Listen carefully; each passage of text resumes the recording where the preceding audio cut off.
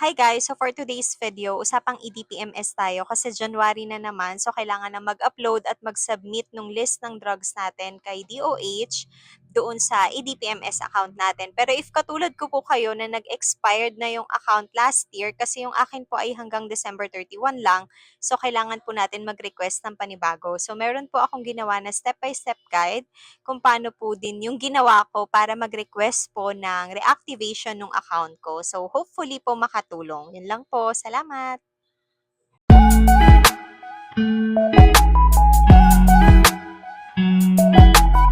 So punta lang po kayo sa edpms.doh.gov.ph, then mag-login po kayo.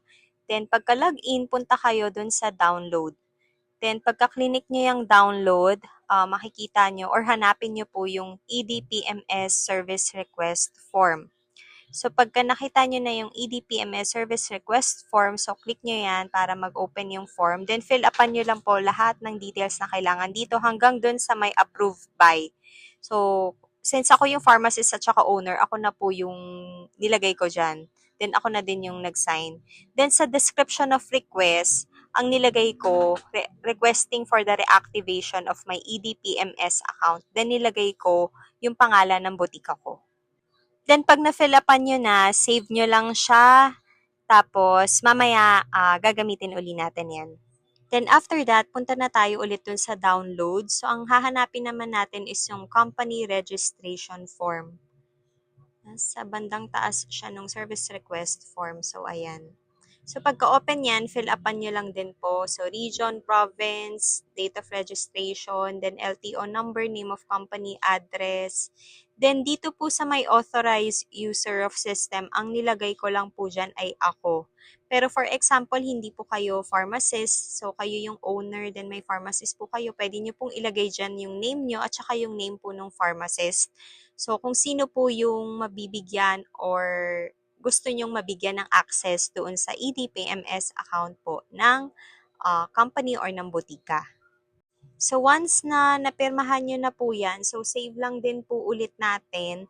Then pag na-save na po ito, i-prepare nyo lang po yung kanina yung EDPMS service request form, ito po, at saka yung LTO po natin. Kasi kailangan lahat po yun naka-PDF kasi pagsasamahin po natin yun sa isang file kasi yun po yung isasubmit natin sa DOH.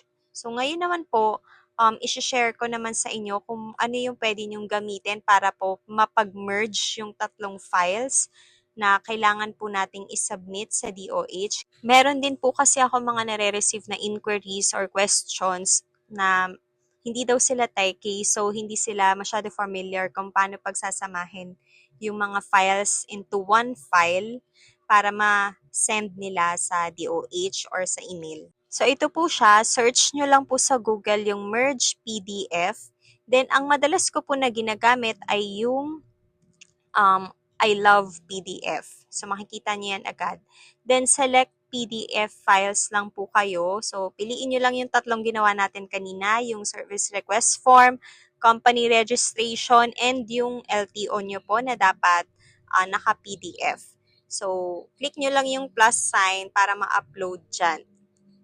Then, pagka na-upload nyo na po dyan, pwede nyo yan siyang paglipat-lipatin ng pwesto. Like, for example, ako ang preferred ko na una is yung yung EDPMS service request form, then LTO, then tsaka yung company registration form. Then, merge nyo lang, then para ma-download nyo, click nyo lang yung download, merge PDF. So, once na pag-merge nyo na, so balik ulit tayo dun sa EDPMS account nyo. Then, punta kayo sa online services. Then, click service request. So, dito po, yung account revalidation, kailangan nyo yan i-click ha. So, may drop down yan. I-click nyo ulit yung account revalidation. Then, choose file. Upload nyo po yung files natin na pinag-merge. Tapos, yan po, may makukuha kayo na reference number. Then, dun sa reference number, pwede kayong mag-email dun sa representative na naka-assign sa area nyo. So, saan nyo pwedeng makita yan? Sa contact us. So, nandyan yung mga region. So, hanapin nyo lang kung saan located yung butika nyo. Then, makikita nyo po dyan yung contact details ng mga representative. kung saan pwede nyo silang tawagan or ma-email. Pero sa Facebook po, pwede din kayong mag-join dito. May private group. So yan, nandyan din po yung contact details nila.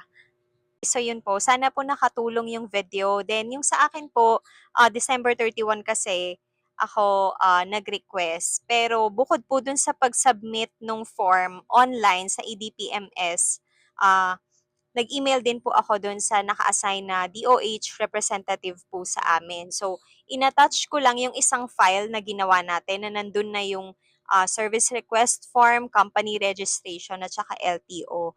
Then, sabi ko doon sa email, Dear Sir Ma'am, I would like to request for the reactivation of my EDPMS account. Then, nilagay ko po yung pangalan ng drugstore.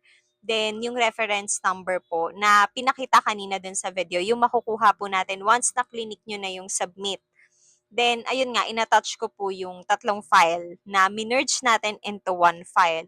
So, December 31 ko siya sinubmit, pero since holiday, hindi po sila syempre makakapag-reply.